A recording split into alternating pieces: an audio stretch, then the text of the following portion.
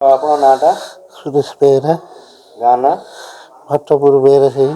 କ'ଣ ହେଇଥିଲା କାଲିର ରାତିର ଘଟଣା କ'ଣ ହେଇଥିଲା? ମୁଁ ଆଜ୍ଞା ଛଣ ପାଇଁ ଯାଇଥିଲି। କୋଉଠିକି ଯାଇଥିଲେ? ସେ ଶୁଖଳ ଆଗରେ ଆଜ୍ଞା। ଆଜ୍ଞା। ସେ ଗାଁ ବାଲା କ'ଣ କଲେ ଛଣ ଦେଲେନି, ମୋ ଗାଡ଼ି ରଖିଲେ। ଗାଁ ବାଲା କ'ଣ କଲେ ବାଛୁରୀ ଷଣ୍ଢ ଲୋଡ଼ କଲେ। କେତେ ଜଣ? 8 ଜଣ ଆଜ୍ଞା।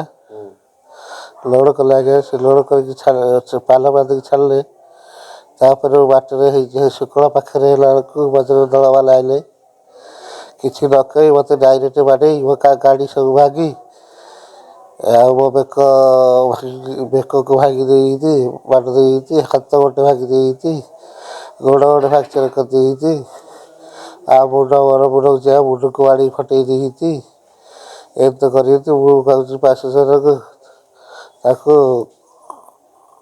ଥାନାରେ ଏଫଆଇଆର ହେଇଛି? ଏଫଆଇଆର ହେଇଛି, ତାକୁ ଆରେଷ୍ଟ କରାଯାଉ।